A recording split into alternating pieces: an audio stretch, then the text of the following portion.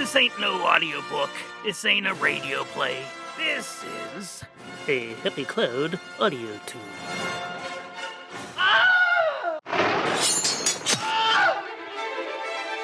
It's that time again for the Further Adventures of Rune, Return of the Miggins, brought to you by Happy Cloud Media and Chrome Toothpaste. Part 3. The Road Less Traveled for Good Blurting Reason. Chapter 26. A Mountain in Bremmel. That was nothing like a sneeze, said Dusty, crumpled in the dirt. Scarlet was in a similar heap. Seriously, woman. Ugh! He was sitting on his scarf and almost strangled. What kind of sneezes do you experience? Le petit mot, said Circe, trying to hide her embarrassment behind a double entendre. My point exactly, said Dusty, whose cap was now on backwards. And Gesundheit. They were atop a high cliff, surrounded by even higher walls. The stones were towering and geometrical, dull crystalline of not much color. Rune sighed. Gex, he said, leaning against one wall. Where are we?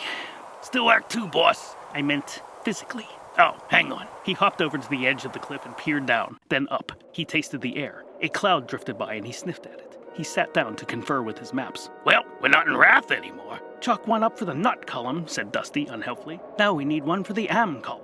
R, corrected Scarlet. R, right back at you, sexy lady. I'm gonna say we're, in... The Gax looked up, met Rune's unhappy face. Bremmel? Is that a question? Rune snarled. The Gax gulped.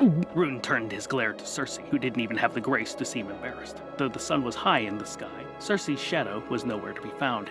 Each of the Miggins confirmed this phenomenon for themselves, waving their arms and watching as their own shadows did the same. Before Circe was only blank space. Oh, don't look at me like that. Your shadow isn't so clever either. Umbreless, it left her feeling lonely and disconnected, things she refused to reveal to Rune or to anybody else in the party. She wished she'd never left the Dismaedonna. Drama queen, she thought to herself. I thought we were cool, he said, using all the air quotes. Circe shrugged. She obviously still has complicated feelings towards you. And to the great narrator, she said, Pester someone else. Proving that the Gesseretti weren't the only ones who knew about the great narrator. Not that that's important right now. Circe turned away from the group, ashamed of her shadow's behavior. She'd worked so hard to be a benevolent ruler, worthy of respect instead of fear. Then the endlessly needy Umbra goes and pulls this blurgsnee. Scarlet would never let her hear the end of it. You're never gonna hear the end of this, said Scarlet with a smile, shoulder bumping her old bandmate, and then never brought the situation up again, because they were old friends after all. Members of the Sisterhood of the Row sorority at Gin and Tonic University, birthplace of the garage band The Merry Sues, the bonds had been forged fleens ago.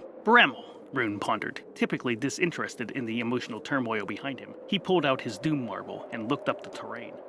Flame Swallow is right around here. Oh my god, I love Flame Swallow. Remember the gig we did in the Hog Holler? Scarlet guffawed. Ha! Ishanti fell through the stage twice? To Dusty, she explained. Ishanti was our drummer. I know all about Ishanti, my love, said Dusty, for he paid attention when she talked. Flame Swallow, said the Gax, reading the Palantirpedia entry over Rune's shoulder. Pre-Cornelian 2 settlement for artists and creators. Self-contained anarcho co-op. Low pollution. Say, you can get a 2-bedroom here for less than 2 ballyhoos a fleen. Rune shoved him away. That is quite the bargain. More importantly, said Rune, replacing the doom marble in his sporran of holding next to his Frodis pouch, but on the other side of his hip flask. Flame Swallow is under the protection of Thorson Yeti's. He turned to the Gax. Right? The Gax nodded, or rather his whole body bobbed forward and back. That's what the return address on his pigeon said. Thorson is just the lurch we need, the last ingredient in our plan, I should think. He looked to Scarlet. Right? She nodded and gave him a thumbs up, which, if they'd been in Slidersham, would have been the rudest of all rude gestures. Fortunately, they were on a cliff in Bremmel, and there was no one around to offend. From their vantage, the town of Flame Swallow was hundreds of kliks away, with a small mountain range between them, so they set about on finding a descending path, one less immediate than what the very edge offered. It didn't take too long for the undeniable despair to set in. They were in a box canyon, on a mountain a dozen kliks high. There was no way down. What was worse, dominating the back of a canyon was a giant nest. The nest was built of shredded tree trunks and huge swaths of sod. In the nest, in the center of the nest, was a giant egg, pearline, pitted, shot through with blue veins, 20 feet high. 60 feet from narrow tip to the base. It was still. At least the mother isn't around, said Dusty with his typical cheer. Don't tempt the gods, love, I'm not tempted, said Circe, the only god present. Dusty looked around and seemed to take a head count for the first time. St. Simon's workout regimen! Weren't we up a couple of chaps a few minutes ago? Grim faces nodded back at him. No one wanted to acknowledge that Xhadow had swallowed up half of their party, sending them to no one knew where. Circe deliberately avoided all gazes in her direction. Her pride kept her guilt in check. Yeah, we'll burn that bridge when we seize it. We need a plan. Besides getting eaten by whatever leaps out of that egg, let's call that Plan B. Suddenly, Scarlet froze. Wait, nobody move? They all felt the tremor, the low rumble of a quake beneath their feet. No, rippling from the surface and vibrating out towards them, not beneath them. Of course, the egg was blurking hatching, because that was the kind of luck they had. What do we do? Whispered the Gax. No idea, said Scarlet. Crack!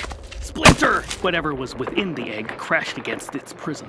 Soon it would be free and hungry. Rune glanced up, convinced the parent would arrive soon. A dead lummox in its beak to feed its young. The young, of course, was the more immediate danger. Dusty, flank right. Dusty drew his trusty revolver. Scarlet shouldered her Tommy gun and crossed left past Rune, who had nose grinder at the ready. Even the Gax had his pepper box in hand. He called it Tallulah. Circe took a few steps back and checked her nails. No matter what came out of that egg, it wasn't going to eat a goddess. And whoever's limbs were lost fighting this Harryhausen, she could stick back on with her goddessy healing powers. The egg shuddered and rattled the ground beneath it. The jagged logs of the nest, shaken free by the ruckus, crashed down around them. With grim determination, the heroes gazed up at the emerging danger. Another crack! And from the force of the sound effect, the eggshell split in half. The occupant within, now free, it stood up on two spindly legs, stretched its mighty talons, tested its knobby knees. Raising up to its full height, the creature shook to shed itself of the remaining shell and coughed its first breath into the sky.